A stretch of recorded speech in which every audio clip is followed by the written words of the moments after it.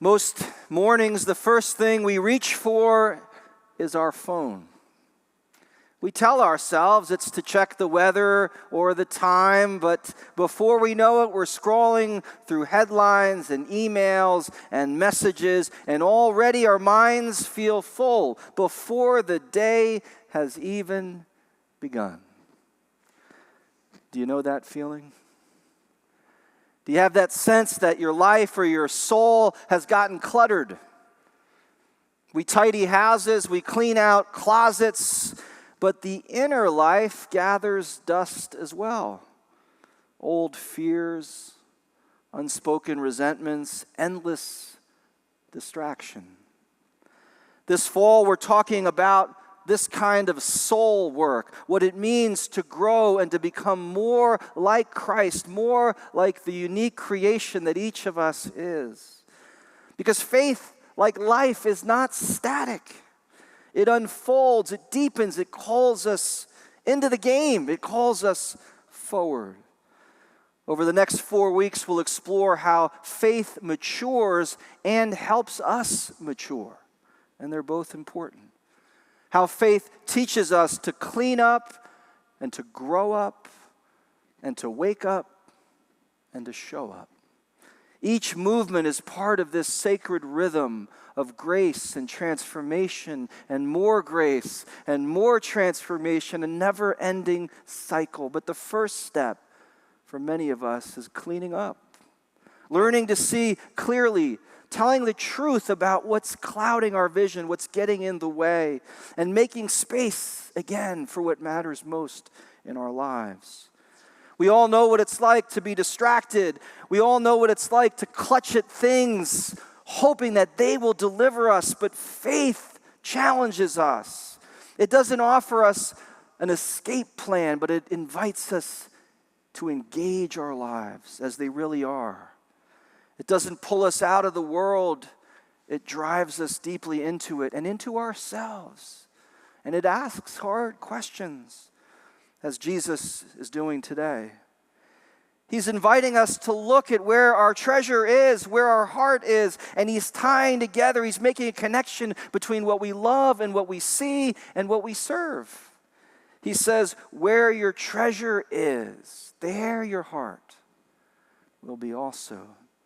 And he says, if your eye is healthy, if you're seeing clearly, then your whole body will be full of light. So pay attention to what you're paying attention to.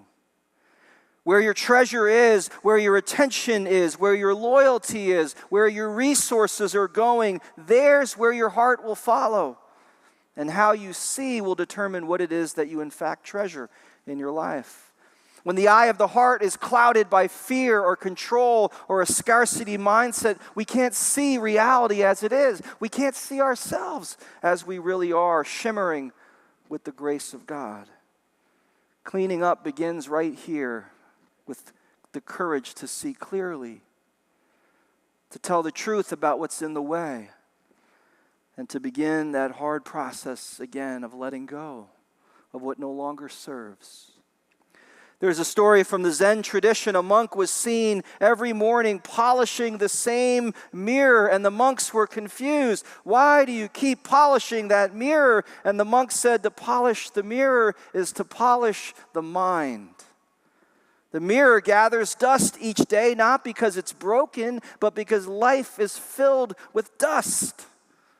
And just like the mirror, our mind, our soul, gets clouded by worry and compulsion and comparison and pride and noise and distraction. We polish everything, it seems, except our soul. But if the mirror itself is covered in dust, we know that the image will be distorted. We won't be able to see what's looking back at us. And so it is with our soul. If it's cluttered and dusted and distorted, we can't see reflecting back to us the reality of our God and our belovedness in God's eyes. And so to see clearly, we have to lay down this illusion of perfection. We have to lay down the fears that we hide behind and the stories that we are telling ourselves about ourselves, and we have to get honest. That's what cleaning the mirror is about. And that's the beginning of freedom, to take that honest look at what's really going on. There's another story of a monkey trap that was set by a hunter. And he decides to fill a coconut with rice and chain it to a tree and make a hole just big enough for the monkey to get its hand into, but not so big that it can get its hand out when it's clutched to the rice. The hunter doesn't have to chase the monkey. The monkey stays trapped, not by the hunter, but by its own grasping. And we get trapped in our lives by our own grasping. We grasp the phone. We grasp our plans. We grasp our money. We grasp our expectations of what things ought to be. That's our handful of rice. And we wonder why we're stuck. We wonder why we can't find that freedom. Cleaning up in the way of Jesus means unclenching the fist and trusting that what we release is not our life, but what keeps us from living into the life God designed for us.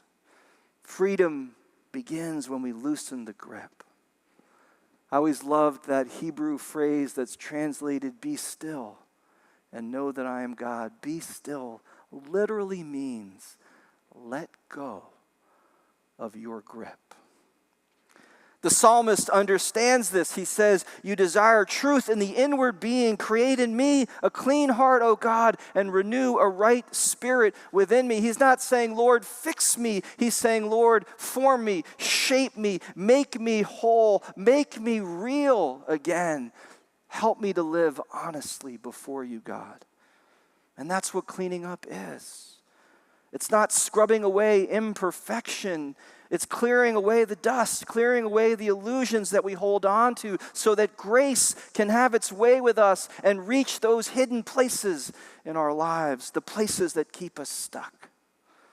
When we clean the mirror, here's the good news. If we clear it, we don't see shame, we don't see failure. We see love looking back at us. The image of God reflected back to us, who we really are. Freedom always begins with release, and sometimes that release begins with simply remembering who we are and who we belong to. That same movement from grasping to opening is more than just a theory for me. It's something that I have to relearn and return to again and again and again. Over the weekend, as Eric mentioned, we had a number of guys on retreat, and I had the chance on that retreat to do my own soul searching, which is one of the gifts for me of it. And I realized that over the last 6 months, I've let work creep in to my spiritual life. Instead of beginning the day in contemplative prayer, I've too often started with an email or sermon writing or capital campaign planning, none of which, by the way, are bad, all of which are part of my calling as a pastor, but they're not the center, and they ought not be the center of my life. On retreat, I felt convicted about this, not in a harsh way, but in a freeing way. And I returned home with a renewed commitment to that daily practice, to begin each day in prayer before I send the email, write the sermon, do the planning. That, for me, is cleaning the mirror. Returning to what is essential, letting the noise settle, getting in touch with that still point, and remembering who I am and whose I am. And that's what I want to invite all of us into this season, a return to what is most essential, to what matters most in your life. Cleaning up is clearly a personal matter, but it's also a communal matter as well. Churches can gather dust. Did you know that? Churches can forget who they are and whose they are. Churches can be infiltrated with assumptions and habits and fears and complacency. And just like the mirror, we got to keep polishing. Got to keep polishing so that we can live into our values, live into our vision, become more of the light of Christ at this time in this community. And when we do this work, something shifts in us. Those clenched fists begin to open.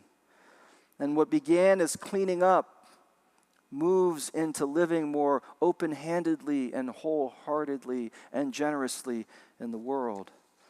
There's a Hasidic teaching that I've always loved, which goes like this: when your hand is closed, neither giving nor receiving is possible. It's so true.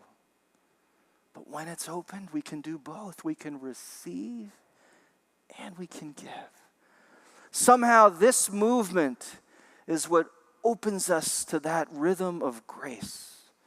The giving and receiving. This mystery that creation understands at some level, but we forget. That we're participating in something so much more beautiful, so much more generous than we could ever imagine. And freedom is remembering this and returning to this. And when we live this way, we realize everything is a gift.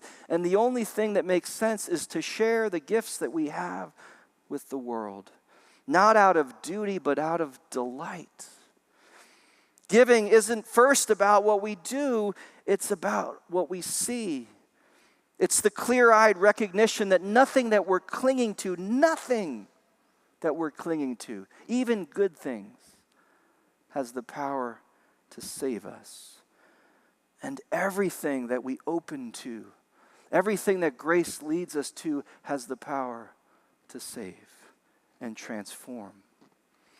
So maybe this week when you reach for that phone, as you will do, as I know I will do, maybe pause for a moment. Take a deep breath. Open your hand, put the phone down, and remember what matters most to you. Start there.